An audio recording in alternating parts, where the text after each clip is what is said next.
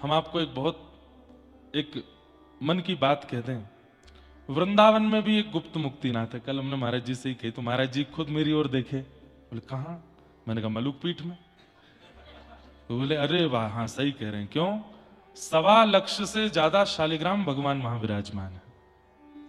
आप लोग मलुक पीठ जाएं तो नीचे तो श्री मलुक पीठ बिहारिणी बिहारी जी विराज रहे हैं, ऊपर फिर नाम भगवान विराज रहे हैं प्रथम माले पे, और तृतीय माले पर 1.25 लाख से अधिक।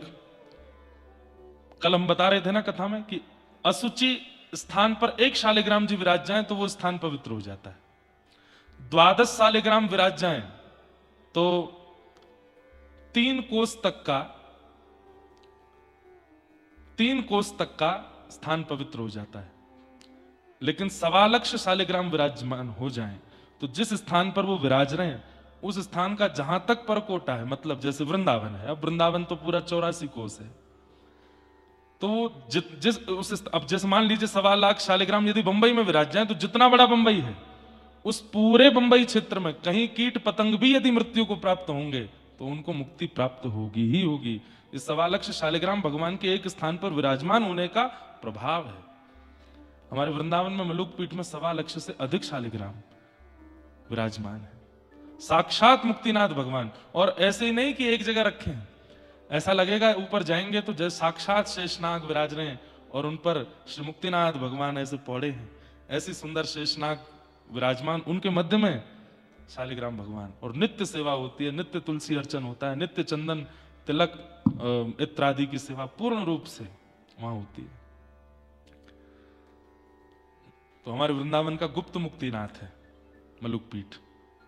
अब की बार कभी आप लोग जाएं तो दर्शन करना शालिग्राम भगवान के, अद्भुत है। तो आज मुक्तिनाथ में हमारे परम पूजनीय श्री दीनबंधु दास जी महाराज और परम पूजनीय श्री अनुराग दास जी महाराज, आप दोनों का मंगलमय दर्शन हुआ। आपको बारंबार प्रणाम करते हैं, वंदन करते हैं। हमारे पूज्य महाराज जी, उनकी परम कृपा आप दोनों के ऊपर है और आपके स्पर्श से महाराज जी की महक आने लगती है, महाराज जी का ही अनुभव होने लगता है। महाराज जी तो यहां आने से पूर्व आशीर्वाद दिए, पर यहां आकर के आप सबका अनुभव मिला तो लगा कि महाराज जी ही आपके रूप में यहां आ गए हैं। तो हम लोग निवेदन, आपका जो भाव था कि महाराज जी हमारे यहां तो 5 पीढ़ियों से स्त्रियां सेवा कर रही हैं शालिग्राम भगवान की, अगला नंबर आपका है, क्या करें।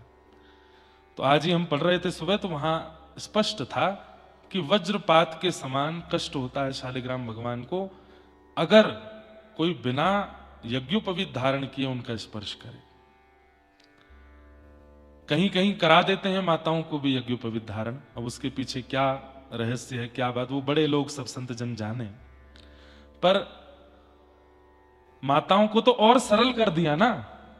वहां पर लिखा था कि अगर परिवार में कोई यज्ञोपवीत धारण नहीं करता है और शालिग्राम भगवान की सेवा नहीं हो पा रही है तो बहुत सुंदर विधा है, बोले क्या, स्पर्श मत करो, शालिग्राम भगवान को निहार करके चित्त में धारण करके वहीं मानसी सेवा कर लो, वहीं मानसी अभिषेक कर लो, वहीं मानसी चंदन लगा दो, वहीं मानसी पुष्प। अब आप कहोगे महाराज जी हमारे मन को संतुष्टि नहीं मिल रही है।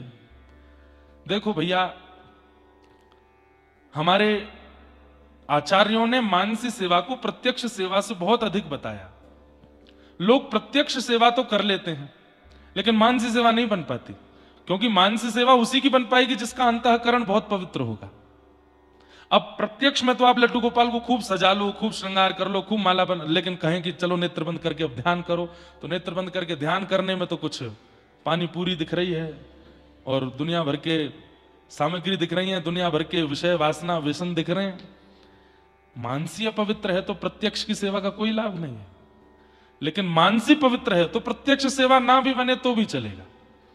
तो वहां पर लिखा कि जो यज्ञोपवीत धारण नहीं करते और जो माताएं बहनें हैं, 2 स्थिति बताई गई हैं। मैं दूसरी बताना नहीं चाह रहा था लेकिन बता देता हूं। प्रथम कि वो मानसी सेवा करें, दूसरा या फिर उनकी स्थिति ऐसी पहुंच गई हो जैसी कर्माबाई, या फिर जैसी स्थिति पहुंच गई हो जैसी सबरी, जैसी मीराबाई, या तो उस स्थिति में पहुंच गए हो जहां पर देहाभिमान शून्य हो गए हो। देहाभिमान शून्य क्या होता है? देहाभिमान शून्य क्या होता है? अब बैठे हैं, बैठे बैठे ऐसे बैठ गए, इसका मतलब क्या है? देह अभिमानी है। हम देह अभिमान से शून्य नहीं है। हमारे घुटने ने अभिमान किया कि मुझे पीड़ा हो रही है, थोड़ा कंफर्टेबल करो, तो हम ऐसे बैठ गए। ये बहुत सूक्ष्म देहाभिमान। देहाभिमान क्या है? बैठे बैठे कमर दर्द हो रही है, पीछे कोई मसनद लगा दो, ये क्या हो गया? देहाभिमान। प्यास लग रही है, पानी पिलाओ, गर्म नहीं थोड़ा ठंडा पिलाओ, देहाभिमान। सब्जी में थोड़ा नमक डालो, दाल में एक नींबू निचोड़ो, थोड़ा सा घी और डाल दो, हाँ अब आया स्वाद, देहाभिमान। देह की प्रत्येक इंद्रियां अपनी अनुकूलताएं खोजती रहती हों, उसी को देहाभिमान कहते हैं। और उससे जब व्यक्ति शून्य हो जाता है, तब वह सब वेद विधियों से ऊपर उठ जाता है, तब वह सेवा कर सकता है। हम देहाभिमान शून्य तो नहीं हुए, हम कैसे सेवा कर सकते हैं फिर? इसलिए मानसी सेवा करो, शालिग्राम भगवान की मानसी सेवा करो, अगर यज्ञोपवीत धारण नहीं है तो, और माताएं बहनें सेवा में है तो। बाकी घर में यदि यज्ञोपवीत धारण करने वाले कोई भैया हैं, वो शालिग्राम जी की सेवा सबसे ज्यादा सरल। पूज्य महाराज जी की कथा हम सुन रहे थे, क्या कह रहे? धो के पी लो, दिखा के खा लो। शालिग्राम भगवान को धो के चरणामृत पी लो और नैवेद्य दिखा करके प्रसादी करके पालो, बस, इससे ज्यादा कुछ नहीं करना। श्री शालिग्राम भगवान की सेवा बड़ी सरल है, बस ये एक छोटा सा नियम है, इसको तो पालन करना पड़ेगा। तो आपकी जो भावना है उसका हमने उत्तर दे दिया है। अब देखिए कितनी विडंबना है संसार की, कि सरल नियम बता रहे हैं तो मजा नहीं आ रहा है, सरल नियम बता रहे हैं तो आनंद नहीं आ रहा है। कठिन बताओ हमको। अभी कोई व्यक्ति बड़ी पीड़ाओं से युक्त हो जाए, उसको कह दो कि भाई तुम एक काम करो, अष्टाक्षरी किया करो, द्वय मंत्र किया करो, महामंत्र किया करो, विजय मंत्र किया करो, कुछ नहीं करना है, 8 माला करो, बस सब मंगल में होगा। लेकिन उसी को कह दो मंगलवार के दिन सुबह सुबह उठना 3 बजे, कोरे कपड़े पहनना, और फिर क्या करना है? बोले 4 बजे ठीक, कोई देखे ना, देख लेना चारों तरफ नजर घुमा के, कोई देखने ना पावे, सामने कोई पीपल का पेड़ हो, नीम का पेड़ हो, उनको प्रणाम कर लेना। उसके बाद उत्तर दिशा में मुख करके बैठना, आसन बिल्कुल शुद्ध होना चाहिए, उस पर बैठ करके फिर विजय मंत्र करो, फिर महामंत्र करो। अब आपने इतने नियम बता करके बना दिया, उसका इंटरेस्ट जग जाएगा। सीधे सीधे बोल दो कि भगवान नाम गाओ, नई रुचि बनेगी, लेकिन उसको घुमा फिरा के बहुत सारे, ये विशेष दिन पर इतने बजे ही होना चाहिए, ऐसे ही होना चाहिए, इतना ही होना चाहिए, तो उसको आनंद आने लगता है। तो उसको लगता है कि हाँ ये महाराज जी पढ़े लिखे हैं, ज्यादा जानकार हैं। क्यों ऐसा है? कितना अच्छा है, बढ़िया प्रेम से मानसी सेवा करो, स्पर्श ही नहीं करना, खर्चे ही नहीं करना, सामग्री नहीं लानी, नेत्र बंद करके वहीं सेवा कर लो। लेकिन अब लोगों को लगेगा इसमें मजा नहीं आ रहा है, हमको प्रत्यक्ष सेवा बताओ। प्रत्यक्ष सेवा के लिए तो यज्ञोपवीत वाले ही कर सकते हैं। फिर आपने कहा कि जैसे आपने कहा था कि एक भक्त की वजह से 21 पीढ़ियां तर जाती हैं, किंतु कुंभन दास जी अपने पुत्रों में 7 पुत्रों में से 1.5 पुत्रों को ही भक्त मानते थे, अपना मानते थे, तो क्या उनकी बाकी की पीढ़ियों में भक्त नहीं हुए? चतुर्भुज दास जी को छोड़कर इस तुच्छ की शंका का निवारण करें। क्यों नहीं हुए? कुंभन दास जी के अब आगे का वंश हमने देखा नहीं है, हुए तो होंगे, उनकी कृपा से भक्तजन तो हुए ही होंगे। और बाकी सबसे बड़ा प्रमाण यह है कि कुंभन दास जी के कुल में हुए नहीं हुए वो बात छोड़ो, कुंभन दास जी का चरित्र सुनकर के और उनके भाव सुनकर के कितने भक्त हो गए, कुंभन दास जी के पदों को सुनकर के कितने चित्त में भक्ति आ गई। तो 21 पीढ़ियां केवल वही थोड़ी होती हैं जो रक्त संबंधित जन्म ले रहे हैं, पीढ़ियां तो उससे भी चलती हैं। गोस्वामी तुलसीदास जी का पालन करने वाले, नित्य मानस जी का पाठ करने वाले, क्या गोस्वामी जी उसको अपनी पीढ़ी का नहीं मानते होंगे? ये हमारे ही वंश का है भैया, ये हमारी प्रणाली से ही चल रहा है। सूरदास जी के द्वारा बताए गए भक्ति प्रणाली को पालन करने वाला वो सूरदास जी के वंश का ही माना जाएगा। तो वंश केवल रक्त संबंधित नहीं होता, संसार में होता है रक्त संबंध से वंश, लेकिन भक्ति में तो कई बार भजन प्रणाली का पालन करने वाला भी उसी वंश का माना जाता है। ये इस वंश के हैं भैया, ये उसी वंश में भक्ति करते आए हैं। तो इस प्रकार 21 पीढ़ियां तो तरती ही हैं एक भक्त के जन्म लेने से, ऐसी भावनाएं हैं। कल हम लोगों ने महात्मा की चर्चा सुनी, आज से प्रथम स्कंद में प्रवेश करते हैं और फिर वहीं आगे की चर्चाओं को आनंद से श्रवण करेंगे।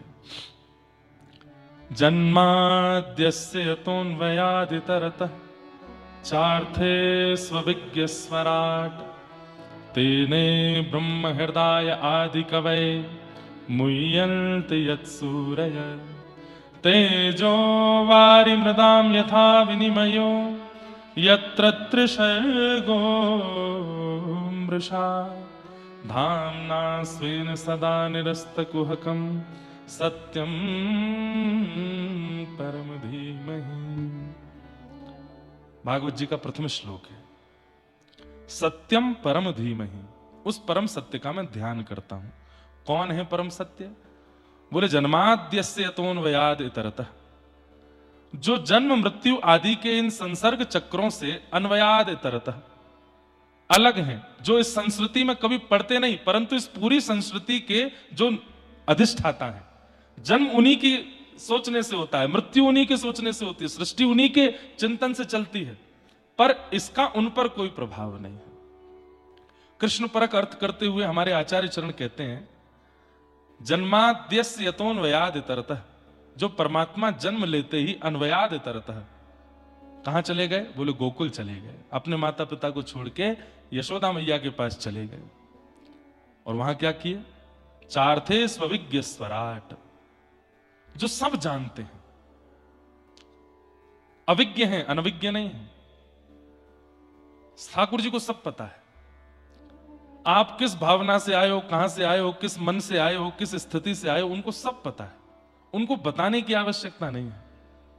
मैं मुक्तिनाथ आया हूं, कैसे कैसे आया हूं, किन किन विचारों को लेकर के आया हूं, यहां आकर के किन किन प्रकार के विचारों में हूं, ये सब जिन्हें पता है। चार्थे स्वविज्ञ स्वराट, जो अविज्ञ हैं, जय हो, अविज्ञ हैं, अनविज्ञ नहीं है। पूतना रूप बदल करके आई, पर देखते ही पहचान गए कौन है, राक्षसी है, और तुरंत अपने नेत्र मूंद लिए, नहीं देखा उसकी ओर। जो दृष्टि की अधिकारिणी नहीं है उसको नहीं देखेंगे। चार्थे स्वविज्ञ स्वराट, अविज्ञ हैं। एक बहुत सुंदर कथा आती है कि ठाकुर जी को बिन बताए सब पता है। इस पर विश्वास बहुत जल्दी नहीं बन पाता हम लोगों का। ये स्वभाव बन गया हम मानवों का कि मंदिर जाके हमको लगता है कि एक बार तो बता चले इनको कि ये पीड़ा है। और गणेश जी के, शंकर जी के मंदिरों में तो विशेष है। गणेश जी के मंदिर में मूषक के कान पर ज्यादा भीड़ लगी रहती है, गणेश जी के दर्शन में कम है। शंकर जी के मंदिरों में नंदी जी के कान के पास ज्यादा खड़े हैं। क्यों? बता तो चले। मैया लेके गोद में विराजो, थोड़ी देर कथा सुनो। हाँ, विराज जाओ, यहीं बैठ जाओ, सामने बैठ जाओ। क्या बता रहा था मैं? हाँ, तो एक ये मानव स्वभाव बन गया है। हम लोगों को बताने की बड़ी स्थिति रहती है कि हम बता दें। संसार में भी लोग बाग जब मिलते हैं, आप लोगों को तो बहुत मिलते हैं महाराज जी, जरूर बताते होंगे। सुबह 4 बजे उठना हमारा नियम है महाराज जी, उसके बाद जब तक ये नहीं कर लें पानी नहीं पीते हैं। हर महीना वृंदावन जाना, गिरिराज जी की परिक्रमा करना, और परिक्रमा भी ऐसे नहीं करते महाराज जी हम बंदरों को कुछ खिलाते चलेंगे, ये सब बताने की स्थिति रहती है। और यही स्थिति फिर ठाकुर जी के साथ घटने लगती है। मुक्तिनाथ आए हैं, इतना क्रम श्रम करके आए हैं, बता तो चले पीड़ा कितनी है हमारे जीवन में। फैक्ट्री खोली थी, वो बंद होने वाली है, हे मुक्तिनाथ भगवान थोड़ा वहां देख लेना, उसका भी ध्यान। बालक का विवाह नहीं हो रहा, वो भी देख लो। पैर थोड़े खराब हो गए हैं, पिट्ठू पे चढ़ के आना पड़ा है ऊपर, थोड़ा इन पे भी ध्यान दे लो। बताना हमको बहुत स्वभाव बन गया हम मानवों का। लेकिन भागवत जी क्या कह रहे हैं? वो अविज्ञ हैं, अनविज्ञ नहीं है, सब पता है उनको। एक देवाजी का चरित्र आता है भक्तमाल जी में। 4 भुजानाथ जी का मंदिर है उदयपुर में ही है, उदयपुर के पास ही है। मीराबाई के वंश ने भी उनकी सेवा की, और आज के जो उदयपुर का राजवंश है वो आज भी उनकी सेवा करते हैं, 4 भुजानाथ जी। तो 4 भुजानाथ जी के मंदिर में एक सेवा में रहते थे श्री देवाजी। तो वहां के राजाओं का आज भी नियम है कि एक समय में राजा जो भी वहां की राज पदवी पर बैठे हैं वो जाएंगे, चंवर करते हैं ठाकुर जी को। मंदिर में प्रवेश नहीं करते, मंदिर की सेवा दूसरों की है, पर राजा जाएंगे और जाके ठाकुर जी की सेवा करते हैं। तो देवाजी नाम के सेवक ठाकुर जी की सेवा में थे, चार भुजानाथ जी की सेवा चल रही थी। तो राजा का रोज का नियम कि शयन आरती में आना, चवर करना, और फिर उसके बाद ठाकुर जी की शयन से पूर्व की माला और बीड़ा प्रसादी राजा को दी जाती, वो लेके जाते थे। राजा ने कह रखा था कि मैं राजवंश का हूं और कई बार ऐसे कार्य होते हैं कि मैं कभी कभी आने में विलंब हो जाएगा, तो आप ठाकुर जी की सेवा नियमित रूप से करना, मेरी प्रतीक्षा मत करना। सेवक बोले जैसी आज्ञा। तो चार भुजानाथ जी की सेवा चल रही थी। आज राजा को आने में विलंब हो गया और आरती का समय हो गया, तो देवाजी ने आरती की। आरती करने के बाद ठाकुर जी की शयन की व्यवस्था की, ठाकुर जी की माला जी उतार ली। बोले थोड़ी देर में भी आ जाएंगे तो पहना देंगे, लेकिन कपाट बंद करते करते भी राजा नहीं आए। तो उन्होंने उस माला को, शयन की माला को ऐसे अपने सिर पर बांध लिया और बांध के सुंदर मस्तिष्क पर सजा लिया। कोई नहीं, आज राजा आए नहीं। और जैसे ही कपाट बंद करके माला सिर पर धारण की, इतने में ही ढोल नगाड़े बज गए, राजा आ गया। देवाजी बड़े बेचारे परेशान हुए, बोले अरे मंदिर तो बंद हो गया, दर्शन तो नहीं मिलेंगे। कोई बात नहीं, माला जी सिर पर ही तो धारण करी है, गले में थोड़ी पहनी है, और हो भी जाए तो कौन सी बड़ी बात है। ठाकुर जी की प्रसादी एक बार हरिजन पहन ले, उनकी प्रसादी हो जाए, हरि की प्रसादी, हरिजन की प्रसादी फिर हमें मिले तो और अच्छा। तो देवाजी ने तुरंत माला उतार ली। राजा आए, बोले मंदिर बंद हो गए। बोले जी समय हो गया। तो कोई बात नहीं, चौखट को प्रणाम कर लिया और देवाजी ने कहा माला जी है ठाकुर जी की, मैं पहना देता हूं। जैसे ही कंठ में पहनाई, राजा का नियम था माला जी लेकर के सूंघते थे, उसकी सुगंध लेते थे, माला का दर्शन। तो जैसे माला का दर्शन किया तो वहां देवाजी के श्वेत बाल कोई टूट के माला में इर्ज गया। अच्छा एक बात बताएं, ये इर्जते नहीं है, ये ठाकुर जी इर्जाते हैं। ठाकुर जी जानबूझ करके अपने चरण में आए हुए भक्त की परीक्षा लेते ही लेते हैं। इसलिए भैया चरणाश्रित भय हो तो परीक्षा के लिए न थोड़ी कमर पक्की करके रखा करो। कुछ भी हो सकता है, कैसे भी हो सकता है, ये कुछ भी कर सकते हैं, इसलिए तैयारी रखिएगा हर चीज की।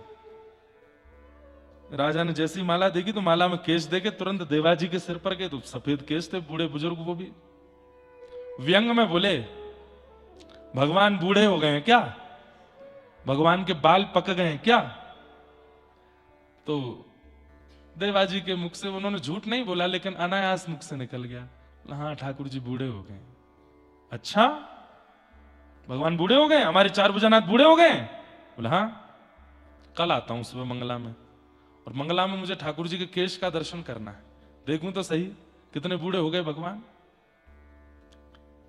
और यदि ऐसा नहीं हुआ तो फिर आप अपने जीवन के लिए प्रार्थना कीजिएगा ठाकुर जी से। अब वो तो चले गए, देवाजी रोने लगे। उनको इस बात का कष्ट नहीं था कि मैंने झूठ बोला, ठीक है झूठ तो निकल गया, क्यों बोला पता नहीं, कैसे मेरे मुख से निकल गया, पर मैंने चिन्मय परमात्मा को बूढ़ा कैसे बोल दिया। इतने दिन ठाकुर जी की सेवा करते हुए, इतने दिन ठाकुर जी के अंग स्पर्श करते हुए भी मेरे मुख से ये निकल कैसे गया भगवान बूढ़े हो गए। बहुत कष्ट होने लगा चित्त को, और बस मन में सोचने लगे अब तो सब नष्ट हो जाएगा, सेवा भी छिनेगी, प्राण भी चले जाएंगे और सब खत्म हो जाएगा। लेकिन तुम जानत सब अंतर्यामी, तुम जानत सब अंतर्यामी, करनी कछु न करी, हाँ करनी कछु न करी, मुरी राखो लाज हरी, मुरी राखो लाज हरी। बोलना नहीं पड़ता है। अच्छा एक बात बताएं, जैसे कोई हमारे बारे में सब जानता हो, फिर भी हम बार बार उसको बोलते हैं तो सामने वाला या तो चिढ़ जाएगा या फिर बोलेगा अरे तुझे पता, मुझे सब पता भाई, क्यों बता रहा है बार बार, जानता हूं मैं। ठाकुर जी को मत बताओ, कहना नहीं है। और एक प्रेम का स्वरूप होता है कि बिना कहे सह लेना। जैसे अब मान लीजिए हम और महाराज जी प्रेमी, अब महाराज जी को कोई कष्ट हुआ, चलते चलते पैर में कुछ लग गया। अब महाराज जी जब मेरे पास आए, मैंने कहा महाराज जी रास्ते में कोई दिक्कत तो नहीं, सब हाँ बहुत बढ़िया बहुत अच्छा। ये एक प्रेम का स्वरूप होता है कि हम कष्ट सह करके भी अपने प्रेमी को ना बताएं। क्यों? चिंता हो जाएगी, उसको पीड़ा में आ जाएगा। माँ कभी कभी बालकों के साथ ऐसा करती है। बहुत दिन में बालक घर आता है, माँ से पूछता है ठीक था ना, सब ठीक है ना, आप ठीक हो, कोई कष्ट तो नहीं? माँ को बुखार भी आया था एक दिन, माँ का बीपी भी आई हुआ था एक दिन, माँ का शुगर भी फ्लक्चुएट हुआ था, लेकिन बालक को चिंता ना हो, नहीं बताती। नहीं नहीं बहुत अच्छा, मैं तो चक खाती थी, ये बहू बनाती थी, खूब बढ़िया प्रेम से सोती थी, बालक को नहीं बताती। ऐसा ही प्रेम कभी कभी ठाकुर जी के सामने प्रस्तुत कीजिए, सह करके भी मत बोलिए। सुदामा जी महाराज पैदल चल करके गए, महीनों में पहुंचे द्वारिका, और ठाकुर जी जब पूछते हैं सुदामा जी कैसे हो, बोले मुझसे ज्यादा सुखी संसार में कोई नहीं है। धोती फटी हुई है, तन की स्थिति सब बता रही है, घर में बच्चे भूखे प्यासे हैं, और सुदामा जी कह रहे हैं मुझसे ज्यादा सुखी कोई नहीं है। सह करके भी प्रेमी को ना बताना, ये प्रेम की बड़ी चरम स्थिति है। इसीलिए यहां कहा गया, भागवत जी के प्रत्येक श्लोक में कह दिया ठाकुर जी अविज्ञ हैं, सब जानते हैं। देवाजी सुबह सुबह मंगला में पहुंचे, राजा आ गया था, और राजा तो व्यंग में बस देवाजी को देख रहा था, बोले कपाट खोलो देखता हूं, सब बूढ़े हो गए भगवान। ताला खोला, अब मंदिर में एक साथ ही प्रवेश होता है, ऐसे भी नहीं पहले जाके कुछ कर आए हो। जैसे ही द्वार खोले और जैसे ही कपाट खुले हैं, बोल चार भुजानाथ भगवान की, और जैसे ही दर्शन किए हैं महाराज, कल तक भी नहीं थे, आज ठाकुर जी के सबरे बाल सफेद हो गए, श्वेत केश हैं ठाकुर जी के। बस हमारे काठमांडू में तो एक भगवान भी पौधे हुए हैं जलाशय में, उनको बूढ़ा केदारनाथ है, क्या बोलते, बूढ़ा नीलकंठ, बूढ़ा नीलकंठ। अब वो बूढ़ा क्यों बोलते हैं? वृद्ध मतलब अर्थ ये होगा बहुत पुराने हैं। अरे बूढ़े तो ठाकुर जी बूढ़े थोड़ी होते हैं, लेकिन उसका अर्थ ऐसा होगा कि बहुत प्राचीन है। बूढ़ा नीलकंठ दर्शन करना अगर काठमांडू जाओ तो बहुत सुंदर है। और उनकी भी ऐसा है कि नीचे ऐसे देखो तो जलाशय में उनकी मुखमंडल दिखता है, हो ही नहीं सकता ऐसा, लेकिन वो दिखते हैं। और वो छोटे छोटे ब्रह्मचारी वहां सेवा करते हैं, इतना सुंदर वहां पे अनुभव होता है ठाकुर जी का। तो आज कौन हो गए? बोले बूढ़े चार भुजानाथ, बाल सफेद हो गए। सब लोग देख करके आश्चर्यचकित हो गए, देवाजी के तो नेत्रों से अश्रुधार गिरने लगी। अरे जय जय, ये क्या किया आपने? लेकिन राजा को संशय हुआ कि पुजारी हैं, हो सकता है बीच रात्रि में आकर के जो है गोंद से सफेद बाल लगा गए हों बचने के लिए।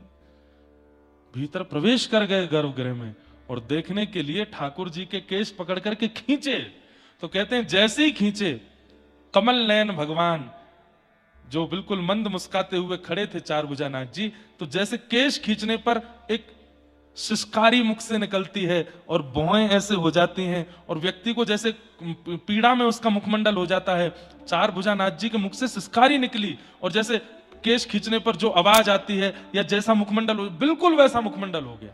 और उसका दर्शन सबने किया, उस राजा ने भी किया। और उससे भी ज्यादा कष्टदायी, जब केश खींचे तो एक केश टूटा और वहां से रक्त प्रवाह होने लगा। राजा के नेत्र सजल हो गए, मुझे क्षमा कर दो नाथ, बहुत बड़ा अपराध हो गया मुझसे, मैं बहुत बड़ी भूल हो गई, मैंने संशय किया, आप पर तो किया ही किया, आपके भक्त देवाजी पर भी किया, मुझसे बहुत बड़ी भूल हो गई। जब बाहर आए, ठाकुर जी को अपने ऊपर संशय, ठाकुर जी पर संशय हम लोग करते हैं ना, ठाकुर जी को इतनी पीड़ा। वृंदावन में कभी कभी दुकानदारों के यहाँ देखने में बहुत कष्ट भी होता है, ऐसे घुमा घुमा के लड्डू गोपाल देखते हैं, ये वाले बढ़िया नहीं हैं, इनके पाम थोड़े ऐसे हैं, इनके ऐसे, ये वाले दो, ये वाले। ठाकुर जी पर संशय क्या करना? ठाकुर जी सब मंगल में है, ठाकुर जी में नाप तोल क्या करना?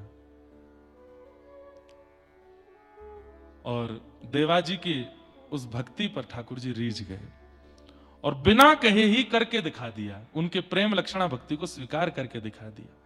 चार थे स्वविज्ञ स्वराट, ठाकुर जी अविज्ञ हैं। और कैसे हैं? बोले स्वराट, उनको किसी से प्रकाश की आवश्यकता नहीं, वो स्वयं प्रकाशवान है। कृष्ण लीला में वर्णन करते हैं कि भगवान के सामने पूतना आदि राक्षस आए, सबको ठाकुर जी पहचान गए। यशोदा मैया और सब गोपियां अंधेरे में छीके में मटकी रखती हैं, तो ठाकुर जी अंधेरे में जाते हैं। कृष्ण करणामृत का एक श्लोक है, मुझे याद नहीं है, मैं आज ढूंढ के कल सुना दूंगा।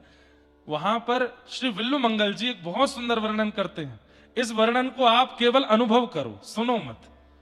क्या कहते हैं कि श्री कृष्ण का तन कैसा है, श्री कृष्ण का वपु कैसा है।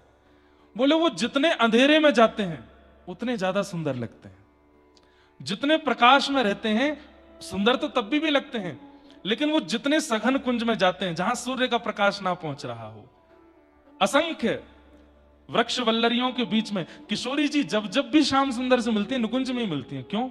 जहां सूर्य का प्रकाश ना पहुंचे। और वहां जब ठाकुर जी जाकर के बैठते हैं अंधेरे में, तब ठाकुर जी की नील सरोवर कांति जब उठने लगती है। कैसा है ठाकुर जी का तन? अभिनव जलधर सुंदर। अथाह जलाशय जहां होता है तो गहरे जल का जैसा वर्ण होता है वैसा वर्ण है ठाकुर जी का, और अंधेरे में वो और खिलने लगते हैं।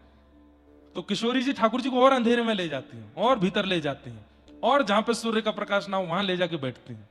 और वहां जाकर के किशोरी जी जब ठाकुर जी को देखती हैं, ऐसा सुंदर अंग प्रकट होता है ठाकुर जी का, ऐसी सुंदर कांति दिखती है ठाकुर जी की। सूर्य में ठाकुर जी इतने प्रिय नहीं लगते जितने अंधेरे में प्रिय लगते हैं। वो तो विनोद की बात है, हम लोग ठाकुर जी को ऐसे बोल देते, कभी कभी आनंद विनोद में बोल देते हैं, कालिया बोल रहे हैं, कजुकारो ठाकुर बोल। शालिग्राम भगवान है, इनके संग एक क्रम करके देखो, घनघोर अंधेरा में शालिग्राम भगवान को देखो, बिल्कुल कृष्ण कांति है शालिग्राम भगवान की। ऐसे ही है ठाकुर जी। शालिग्राम भगवान को कभी ये मैंने भी किया नहीं है, लेकिन विल्लु मंगल जी ने कृष्ण करणामृत में कहा है तो एक बार करके देखो। अंधेरे में ठाकुर जी को देखो। और सुंदर बताऊं, बहुत धीमा सा दिया जला दो और तब घर के ठाकुर जी का दर्शन करो, बहुत सुंदर लगते हैं। दिए में ठाकुर जी का मुखमंडल जितना, इसलिए दक्षिण भारत में कहीं भी चले जाओ, कहीं लाइट नहीं है गर्भगृह में, सब जगह दिए में ठाकुर जी। हमारे वृंदावन के बिहारी जी भी दिए में ही दर्शन देते हैं, और भी कई, दाऊ जी में, हमारे ब्रजमंडल में दाऊ जी भी दिया में ही दर्शन देते हैं। कृष्ण वर्ण जो है उसका जो ठाकुर जी का अंतः प्रकाश जो है वो अंधेरे में ही दिखता है। बद्री विशाल भगवान, वहां पर भी दिया जलता है, वहां पर भी अंदर लाइट नहीं है, बाहर से भले ही लगा दें, लेकिन ठाकुर जी का अंग कैसा है? स्वराट। वो अपने प्रकाश से प्रकाशित रहते हैं, अपने प्रकाश से प्रकाशित रहते हैं, तो इतना आनंद कर देते हैं, तो इतने आकर्षक हैं। चार्थे स्वविज्ञ स्वराट तेने ब्रह्म हृदय आदि कवये मुह्यन्ति यत्सूरय। ब्रह्मादि देवताओं को भी जो ज्ञान प्रदान करते हैं, इंद्रादि देवताओं को भी जो अपनी लीला पर मोहित कर लेते हैं, ऐसे परमात्मा तेने ब्रह्म हृदय आदि कवये मुह्यन्ति यत्सूरय, बड़े बड़े देवताओं को भी जो मोहित कर लेते हैं। तेजो वारि मृदाम यथा विनिमयो, पृथ्वी अग्नि जल वायु आकाश, पंच तत्व। अच्छा, पंच तत्व का दर्शन मुक्तिनाथ में होता है। कल महाराज जी से रात में हम चर्चा कर रहे थे कि ऊपर दो ज्योति हैं। अच्छा महाराज जी, आज सुबह ये मुक्ति क्षेत्र महात्म है, इसमें मैं पढ़ रहा था, तो ब्रह्मा जी ने एक बार यहां पर यज्ञ किया और अग्नि रूप में महादेव का आवाहन किया, जल रूप में नारायण का आवाहन किया। तो इसीलिए दो अग्नि जो है वहां पर, एक पाषाण से प्रकट होती है और दूसरी जल से प्रकट होती है, वो दोनों हरि और हर के रूप में विराजमान है।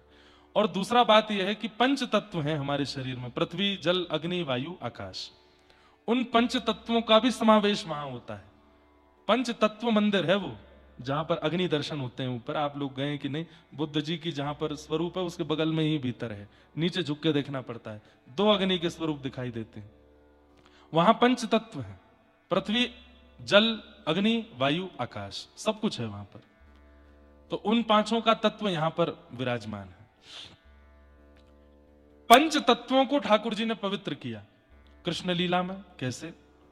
पृथ्वी मृदभक्षण लीला से, तृणावर्त का वध करके भगवान ने वायु को पवित्र किया, कालिया नाग का मर्दन करके भगवान ने जल को पवित्र किया, 2 बार दावाग्नि का पान करके अग्नि को पवित्र किया, और महाराज करके भगवान ने आकाश को पवित्र किया। और इन पंच तत्वों से हमारा शरीर बना। इस प्रकार एक बात कह दें तो कोई अतिशयोक्ति नहीं, हम सब भगवान की प्रसादी हैं, सब भगवान के प्रसाद से मुक्त युक्त हैं। लेकिन प्रसादी का सबसे बड़ा सुंदर स्वरूप है कि उसमें तुलसी पधराई हुई हो। मतलब हम वैष्णवी दीक्षा लेकर के कंठ में तुलसी धारण करें, सिर पर उर्धपुंड धारण करें, तो हम ठाकुर जी की प्रसादी माने जाएंगे, नहीं तो नहीं माने जाएंगे। तो जो बिना तुलसी के, बिना तिलक धारण किए घूम रहे हैं, पंच तत्व से तो वो भी बने, पर ठाकुर जी के प्रसाद के योग्य नहीं है, भोग के योग्य नहीं है। हम तिलक धारण करके, कंठी पहन करके ठाकुर जी को बता देते कि हम आपके लायक हैं नाथ, स्वीकार करके देखो एक बार। चार थे स्वर्गेश्वराट तेने ब्रह्म हृदय आदि कवे मुह्यन्ति यत् सूर्य तेजो वारि मृदाम यथा विनिमयो यत्र त्रिसर्गो मृषा। ये संसार अति मिथ्या है, लेकिन माया के कारण सत्य सा प्रतीत होता है। मन पंछी उड़ जई है जा दिन, सूरदास जी कह रहे हैं, मन पंछी उड़ जई है, मन पंछी उड़ जई है जा दिन। इस पद की एक पंक्ति मुझे बहुत बढ़िया लगती है। जा प्रियतम सो प्रीत घनेरी, जा प्रियतम सो प्रीत घनेरी, सो देख डर जई है, सो देख डर जई। सूरदास जी कहते हैं, जा प्रियतम सो प्रीति घनेरी, सो देख डर जई। मृत्यु के उपरांत यदि प्रेमी दिख जाए तो क्या होगा? हमारे किसी अत्यंत सन्निकटवर्ती व्यक्ति हमें छोड़ के चला जाए और उसके जाने के 10-15 दिन बाद हम रो रो के बेहाल हैं, आंखें सूज गई, और 10-15 दिन बाद अगर वो व्यक्ति हमें दिख गया तो भूत पिशाच निकट नहीं आवे, महावीर जब नाम सुनावे, ना सरो करे सबीरा, जपत निरंतर हनुमत बीरा, संकट ते हनुमान चुरावे, मन कर्म वचन ध्यान जो लावे। महाराज जी, क्या हमारे वो दिखते हैं? कुछ तो बताओ, कैसा संसार है? और इस संसार में जो अप्रकट होने पर भय दे रहा है, उसको हम प्रकट रूप में अपना कैसे मान सकते हैं? आप लोग कहेंगे महाराज जी हमको नहीं लगेगा भय अगर हमारे वो प्रकट हो जाए तो। मुक्तिनाथ भगवान से मांग लो, रात्रि 8 बजे के बाद सुनसान हो जाता है मुक्तिनाथ, है ना? आपका जो बहुत प्रिय रहा हो उसका चिंतन करके मुक्तिनाथ भगवान से कहना, आज मैं रात्रि 12 बजे निकलूंगा पहाड़ों पर, मेरे उस प्रिय को एक बार दिखा तो दो मुझे। पहला काम आप क्या करोगे पता है? ये मांग भी लिया तो रात्रि का भोजन तो होगा नहीं आपसे, और फिर मन में यूं ही कोसोगे, काय को मांग लिया? अरे नहीं देखना भैया, तो दूर ही रहे हमसे। वो नहीं भी आया होगा तो खिड़की में दिख जाएगा, और उसको देख करके रात्रि बुखार। तो महाराज जी अगली बार कभी कथा होगी तो मुक्तिनाथ आएंगे, अभी चलते हैं। क्यों? वो प्रेमी कैसे हो सकता है आपका? वो प्रिय कैसे हो सकता है जिसके अप्रकट होने पर, जिसके अंतर्ध्यान होने पर, और ये अप्रकट अंतर्ध्यान तो भगवत शब्द हैं, मृत्यु हो जाने पर, वह दिखने पर अगर भय दे रहा है, वो अपना कैसे हो सकता है? संसार की हर वस्तु अंतर्ध्यान होने के बाद में कष्ट देने लगती, भय देती है, वो अपनी कैसे हो सकती है? जा प्रियतम सो प्रीत घनेरी, जा प्रियतम सो प्रीत घनेरी, सो देख डर जई है, सो देख डर जई। कौन है ऐसा जिससे कभी डर नहीं लगता? बिन गोपाल को नहीं अपनो, बिन गोपाल को नहीं अपनो, बिन गोपाल को नहीं अपनो, बिन गोपाल को नहीं अपनो, जासों की रहती रही,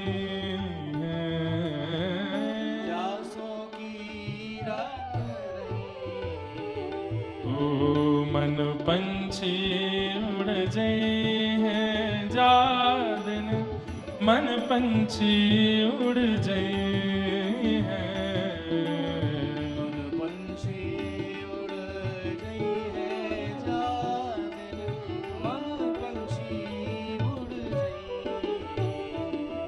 जा प्रियतम सो प्रीति घनेरी सो देख डर जई है। तो फिर ये संसार कैसे अपना हो सकता है? हम एक बात कहें, कथा क्या है पता है?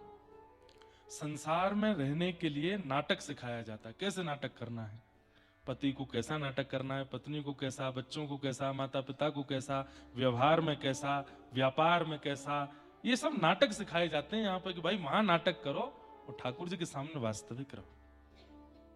वहां नाटक ही करना है, अपने आप को ऐसा दिखाना है कि भाई हमसे बड़ो, तुमसे कोई प्रेम करने वाला है ही नहीं, लेकिन अंतर्निष्ठ राजा की तरह।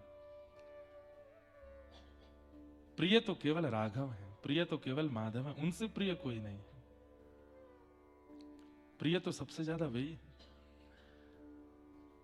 हम ये बात बोल देंगे तो थोड़ा अटपटा सा हो जाता है माहौल, लेकिन कथा करते करते बहुत नहीं तो थोड़ा थोड़ा तो व्यवहार में नाटक आ ही गया है। थोड़ा तो नाटक आ ही गया है। व्यवहार मतलब यहां के बाद का जो हमारा जीवन है उसमें थोड़ा बहुत नाटक तो रहता ही है। परिवार में कुछ क्रम होते हैं, कई बार पारिवारिक क्रियाएं होती हैं, उन सब क्रियाओं में जाते हैं। अब हम बोल देंगे तो ये सब बहुत वायरल वाली चीज हो जाती है। हम अपने व्यवहार में भी नाटक करते हैं, अपने विवाह में भी नाटक ही कर रहे थे। वहां पर यहां हंसो, यहां बैठो, ये करो, यहां चलो। नव प्रसंग था जीवन का, लेकिन बहुत मतलब जैसे कांप सा रहा था मैं भीतर से कि कैसे करें ये व्यवहार, लेकिन करना है। तो हमने अपने लाल जी को आगे रखा सब जगह, जो जो मैंने कि मेरे संग जो करना पहले इनके संग करो। तो कई वो क्रम होते हैं दुल्हा के, उसको काजल लगाते हैं, हल्दी लगाते हैं, वो सब हमने लाल जी को भी लगवाई। मैं क्यों, 1 महीना बाद ब्याह तो इनका भी है, तो अभी से इनके भी करो। तो उससे थोड़ा संबंध शांत था कि चलो ये, हम घोड़ी पे बैठे तो वो हाथी पे बैठ के चल रहे आगे, मैंने इनको देखते हुए चलेंगे। और ये इसमें कोई आश्चर्य वाली बात नहीं, या परिवार का कोई व्यक्ति प्रश्न उठाए कि भाई तुम ऐसे कह रहे थे। अरे नहीं, जब आप आध्यात्मिक पथ, भक्ति पथ पर चलने लगते हैं तो आपका ये स्वरूप हो जाएगा कि आप ज्यादा व्यवहार निभाने में कुशल नहीं रह पाओगे। फिर व्यवहार निभाने में भी आपको ठाकुर जी चाहिए वहां पर, तभी अब वो व्यवहार निभ पाएगा, नहीं तो नहीं हो पाएगा।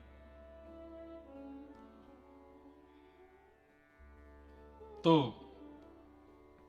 एक स्वरूप है, जब आप ठाकुर जी को अपना मानते हैं तो व्यवहार जगत में थोड़ी असुविधा सी तो होती है।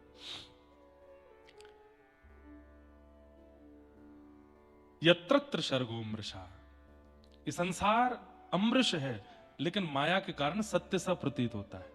झूठा है लेकिन सत्य जैसा लगने लगता है। तो क्या करें, हम इस संसार को असत्य तो नहीं मान सकते। अगर असत्य मान के जीने लग जाएं तो हम मानव नहीं रह पाएंगे, फिर देवता हो जाएंगे। अब मेरे सामने आप आए, मैंने कहा तुम तो असत्य हो बेटा, तुम्हारा कोई अस्तित्व नहीं है, ये सब माया है, मैं भी माया हूं, तुम भी ऐसे करके रहने लग गया तो 2 बातें होंगी, या तो सिद्ध घोषित हो जाऊंगा या पागल, 2 ही चीजें घोषित हो जाएंगी। तो ऐसे करके रह तो नहीं सकते। तो क्या करें, संसार को असत्य मानना असंभव है, संसार तो सत्य ही लगेगा। तो क्या करो, सत्य संसार में सत्य परमात्मा का अनुभव करने लग जाओ। हाँ, ये संसार सत्य है, ये संबंध सत्य है, ये परिवार सत्य है, ये धन सत्य है, ये संपदा सत्य है, ये परिवार, ये घर सत्य है, पर इन सब में ठाकुर जी को विराजमान कर लो। तो फिर घर सत्य लगे तो भी अच्छा, पत्नी सत्य लगे तो भी अच्छे, बच्चे सत्य लगे तो भी अच्छे, संपत्ति सत्य लगे तो भी अच्छे। क्यों, सब में ठाकुर जी विराज गए। संसार है मिथ्या, लेकिन आपने सब जगह ठाकुर जी को विराजमान कर दिया, सर्वम खलु इदम ब्रह्म, तो फिर उसको सत्य मानने में दिक्कत नहीं है, क्योंकि सब जगह ठाकुर जी बैठे हैं। मीराबाई, सूरदास, जितने भी भक्तों के चरित्र आप सुनते हैं, ये भी संसार में रहे, जानते हुए भी कि ये संसार मिथ्या है, पर सब जगह गिरधर को बैठा दिया, सब जगह गिरधर को बैठा दिया, तो निर्वहन करने में दिक्कत नहीं हुई, अच्छे से निर्वहन हो पाया।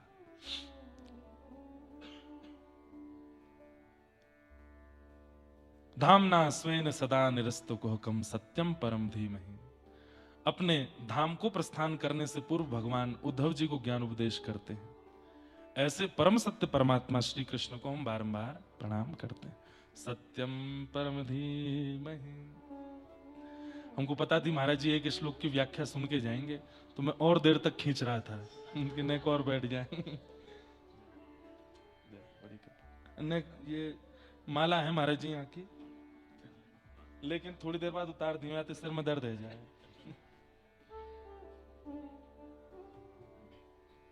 आओ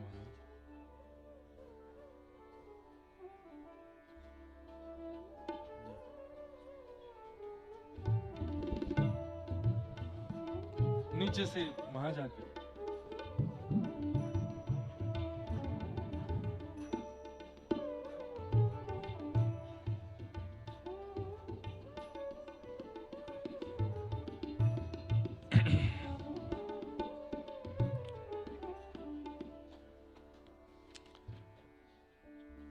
सत्यम परम धीमहि, ऐसे परम सत्य परमात्मा को हम बारंबार प्रणाम करते हैं, उनका ध्यान करते हैं। धीमहि शब्द का अर्थ ध्यान करना होता है।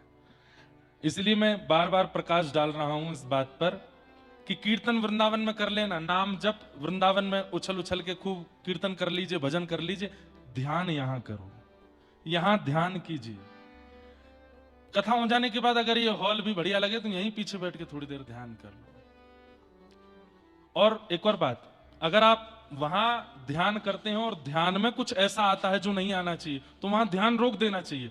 पर यहां ध्यान में अगर कुछ ऐसा आ रहा है जो नहीं आना चाहिए, थोड़ी देर आंख खोलो, जलपान करो, फिर से ध्यान करो, क्योंकि ये भूमि ध्यान की है, यहां ध्यान कर पाओगे। और एक बहुत बड़ी बात बता दूं, हो सकता है कि आप अपने इष्ट का दर्शन भी कर लो। हमारे यहां जो दर्शन में सालों लग जाएंगे, वो यहां दिन में भी हो सकता है, एक दिन में, एक घंटे में भी हो सकता है, क्योंकि ये ध्यान की भूमि है। इसलिए खूब ध्यान करो।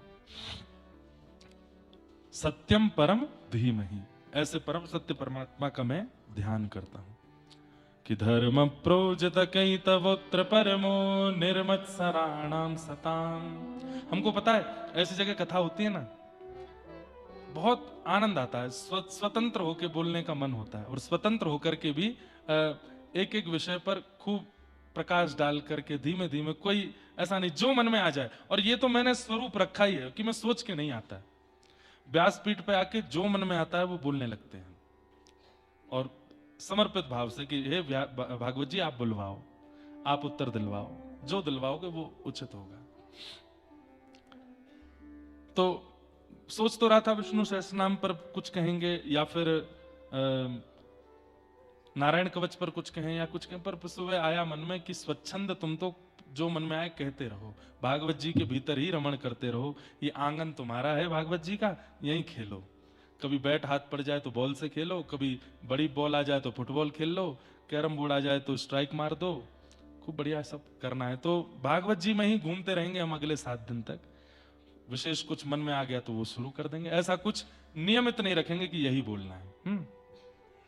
धर्म प्रोजित कई तवोत्र परमो निर्मत सराणाम सताम, वैद्यम वास्तव मत्र वस्तु शिवदम तापत्रयोन्मूलनम, श्रीमद् भागवते महामुनि कृते किंबा परैरीश्वरः, सद्यो हृदय वरुध्यते त्रिकृतिभिः शुश्रूषुभिस्तत्क्षणात्।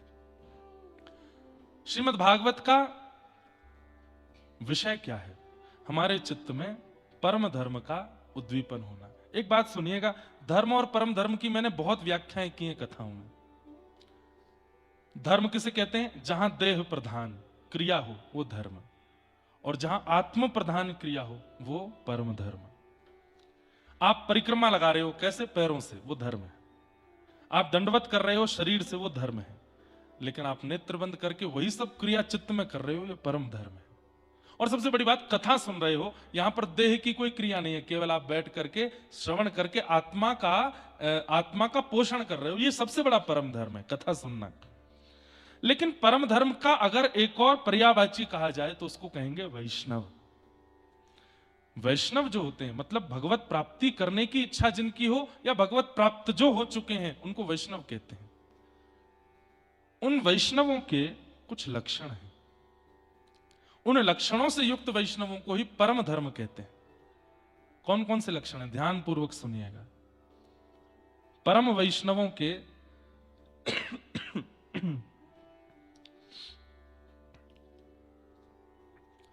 6 लक्षण कौन कौन से? उसमें सबसे पहला लक्षण है आनुकूलस्य संकल्प। भगवान के अनुकूल संकल्प लेना। व्रत लेना, अपने अनुकूल नहीं।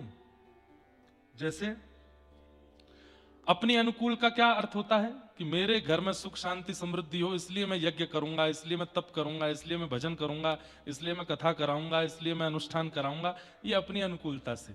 लेकिन भगवान की अनुकूलता का मतलब क्या होता है? हम गिरिराज जी की परिक्रमा इसलिए करेंगे कि श्री लाल जी मुझसे और प्रसन्न हो जाए।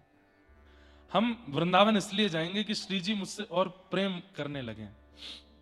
मैं मुक्तिनाथ, बद्रीनाथ, इन सब जगह पर इसलिए जा रहा हूं ताकि ठाकुर जी को मैं उनके अनुकूल लगने लगूं। अब इसमें मेरे जीवन के प्रति कोई संकल्प नहीं है, ठाकुर जी की प्रसन्नता के संकल्प हैं। ये वैष्णव का पहला लक्षण होता है, वो कोई भी संकल्प भगवत अनुकूल्य से ही करता है, अपनी अनुकूलता से नहीं।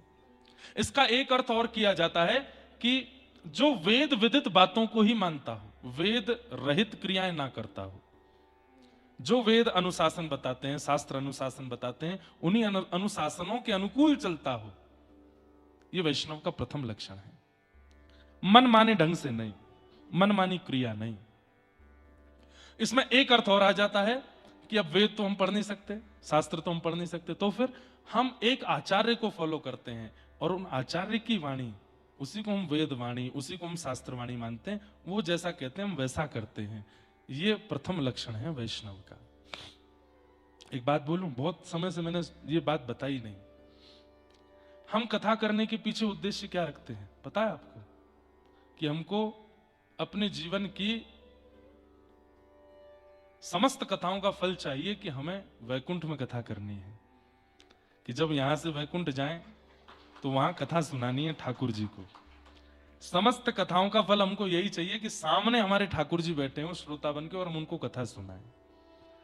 और वहां ये वाली कथा नहीं सुनाएंगे, हम वहां वो वाली कथा सुनाएंगे जिन कथाओं को सुन के ठाकुर जी को अपने भक्तों की बहुत याद आवे, और ठाकुर जी को नहीं कि ये बतावें कि कितनी कष्ट देते हो आप, कितनी पीड़ा दे दे करके आते हो आप धराधाम पर, ये देखो इस भक्त के साथ ऐसी लीला, ऐसी लीला। ये तो प्रमाणित है कि मुक्ति तो हमको मिल जाएगी, ये तो इतनी कथा करते रहते हैं तो कुछ तो मिलेगा, मुक्ति तो मिल ही जाएगी। यम लोग तो नहीं जाएंगे, इतना तो विश्वास आने लग गया है चित्त से, भगवान करे नजर नहीं लगे इस बात को। लेकिन भगवत धाम मिले तो वहां ठाकुर जी जाते ही पूछेंगे, और भैया इंद्रेश कैसे? जय जय, बस कृपा है, आपने हमको बुला लिया, लेकिन हमको मुक्ति नहीं चाहिए। हम ठाकुर जी से जाके कहेंगे ये बात, हमको मुक्ति नहीं चाहिए। ठाकुर जी कहेंगे क्या चाहिए फिर? बोल वापस पृथ्वी पे भेज दो, वृंदावन, दोबारा वृंदावन भेज दो, दोबारा से जन्म चाहिए। एहो विधि ना तो पे अचरा पसार मांगू, जन्म जन्म दीजो याही ब्रज बसेवो। एहो विधि ना तो पे अचरा पसार मांगू, जन्म जन्म दीजो याही ब्रज बसेवो। अच्छा देखो, ये एक बहुत बढ़िया बात है। आप अगर वैकुंठ जाओ तो मैं नहीं, आप सब भी यही मांगना, वैकुंठ जाके जब ठाकुर जी के दर्शन हो तो ठाकुर जी से कहना, जय जय, आपने हमको वैकुंठ बुला तो लिया लेकिन हमको चाहिए नहीं, हमको कुछ और चाहिए। तो ये पद याद कर लो और फिर ठाकुर जी से यही मांगना कि हे विधिना, हम तुमसे मांग रहे हैं कि आप हमको व्रजवास दे दो, ब्रज भेज दो। वैकुंठ नहीं मिला, स्वर्ग मिल गया तो वहां इंद्र से मांग लेना, इंद्र से कह देना हमको स्वर्ग की संपदा नहीं चाहिए, इसके बदले हे इंद्र आप कुछ करना चाहते। क्यों? ये सब किससे मिलते? पुण्यों से मिलते हैं ना। तो उस पुण्य के बदले कहना हमको स्वर्ग नहीं दीजिए, हमको वापस पृथ्वी पे भेजो, लेकिन भेजो वृंदावन में। और ये भी एक प्रैक्टिकल है, अब जो करना चाहे वो कर ले। यमलोक अगर जाओ तो यमराज जी से भी यही कह देना, बोले आपका मन है, हमने पाप किए, हमको तेल में तलना है तल दो, हमको बीच से काटना है काट दो, हमको जो जो पीड़ा हमारे कर्मानुसार देना चाहते हो आप दे लो, लेकिन सब पीड़ाएं देने के बाद जब हमारा नरक पूरा खत्म हो जाए, नरक में जितने यातना वो सब हो जाए, उसके बाद हमको दोबारा पृथ्वी वृंदावन भेज देना। क्या पता यमराज जी जो है इमोशनल हो जाए। यमराज जी इमोशनल हो गए, कहे यार तो इधर गले लग मेरे, तू चल अभी जा वृंदावन। इतनी बढ़िया बात कर रहा है। ऐसे मन में कभी कभी विचार आते रहते हैं, लेकिन ये पद बहुत अच्छा है। गाओ। एहु विधि ना तो पे अचरा पसार मांगू, जन्म जन्म दीजो याहि ब्रज बसेवो। एहु विधि ना तो पे अचरा पसार मांगू, जन्म जन्म दीजो याहि ब्रज। और ब्रज में भी अगर हो सके, अहिर की जात समीप नंद घर, अहिर की जात समीप नंद। हाँ, अहिर की जात समीप नंद घर, अहिर की जात समीप। क्यों? वहां क्या मिलेगा? ओ हेरी हेरी श्याम सुभग, घरी घरी हसी वो। हेरी हेरी श्याम सुभग, घर घर। हेरी हेरी मतलब, हेरी हेरी श्याम सुभग मतलब मस्त होकर के कभी इसको बुला रहे हैं, कभी उसको बुला रहे हैं। श्याम सुंदर घर घर जाते हैं और जाकर के हंसते हैं। वो रूप मुझको देखना है, इसलिए अहीर की जात समीप नंद घर, एहो विधिना तो पचरा पसार मांगू, जन्म जन्म दीजो याही ब्रज बसे हो। आहा। तब विधाता बोलेंगे अच्छा ठीक है भेज देता हूं। तो क्या एक बार श्याम सुंदर का दर्शन करके तुम आनंदित हो जाओगे? नहीं। जब हम अहीर बन के जाएंगे, हमारे घर में गैया होंगी, उनका दूध निकाल करके जब हम दूध घी दही गौरस अपने घर में रखेंगे, तो जिस प्रकार श्याम सुंदर सब गोपियों के यहाँ जाते हैं, एक दिन हमारे घर भी आएंगे।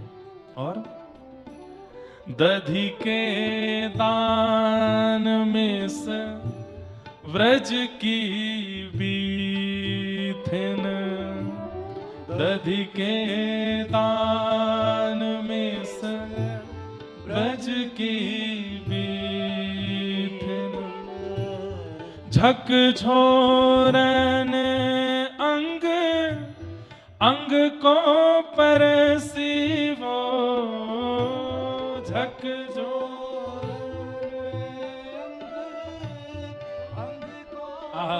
कितनी अच्छी बात। ब्रज में जब मैं जन्म लेकर के जाऊंगा या जाऊंगी और मेरे घर जब दही होगा, तो दही के दान के लिए श्याम सुंदर आएंगे। और जब मैं दान देने से मना करूंगा या करूंगी, तो वो मेरा हाथ पकड़ेंगे। मैं अपना हाथ छुड़ाऊंगी, वो दूसरा हाथ पकड़ेंगे। मैं दूसरा हाथ छुड़ाऊंगी तो वो मेरी कमर से मुझे पकड़ लेंगे। और इन सब छुड़ाने पकड़ने के बीच में उनके अंग का स्पर्श मुझको हो जाएगा। बार बार नेत्रों को दर्शन और शरीर को अंग का स्पर्श। अरे ये सुख स्वर्ग में नहीं मिल सकता, वैकुंठ में नहीं मिल सकता, गोलोक धाम में नहीं मिल सकता, ये तो व्रज में जन्म लेने से ही प्राप्त होगा। इसलिए विधाता एहु विधि ना तो पे अचरा पसार मांगू, जन्म जन्म दीजो याहि ब्रज बसेवो, एहो विधि ना। गाइए। अरे विधाता बैठे हैं मुक्तिनाथ, इन्हीं से तो मांगना है, इन्हीं से तो कहना है ये बात।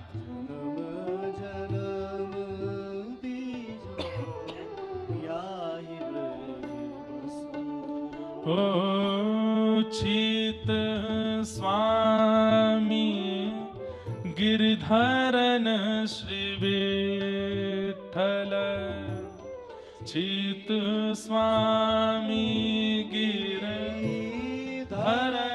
श्री विठ्ठल, शरद रेन रस रास को बिलसी वो शरद रैन रस रास को बिलसी वो शरद रैन। अरे जब ब्रज में जन्म लूंगा, जब शरद पूर्णिमा आएगी, तब रात्रि में रास का दर्शन होगा नाथ। शरद रैन रस रास को बिलसी वो शरद रैन रस रास को बिलसी ओ बेहु विधि ना तो पे अचरा पसार मागूं, जन्म जन्म दीजो याहि ब्रज बसे वो एहु विधि तो अचरा पसार मांगू, जन्म जन्म दीजो याहि ब्रज। ठाकुर नंद किशोर हमारे, ठाकुर नंद किशोर हमारे, ठाकुर नंद किशोर हमारे, ठाकुर नंद किशोर हमारे। और ठकुरानी राधासी, ठकुरानी राधासी। हरि हम कब होंगे ब्रजवासी, हम कब होंगे ब्रजवासी। हरि हम कब होंगे ब्रजवासी, हरि हम कब होंगे ब्रजवासी। और ओ कब मिले हैं वह सखी सहेली, कब मिले हैं वह सखी सहेली। ओ कब मिले हैं वह सखी सहेली, कब मिले हैं वह सखी सहेली। कौन?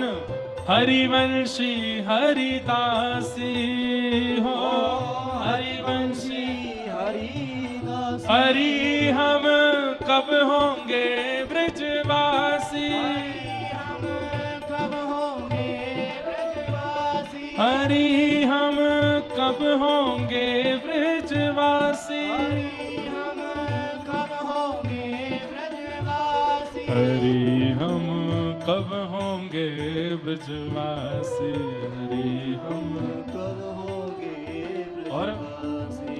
ओ वंशी वट की शीतल छैया, वंशी वट की शीतल छैया।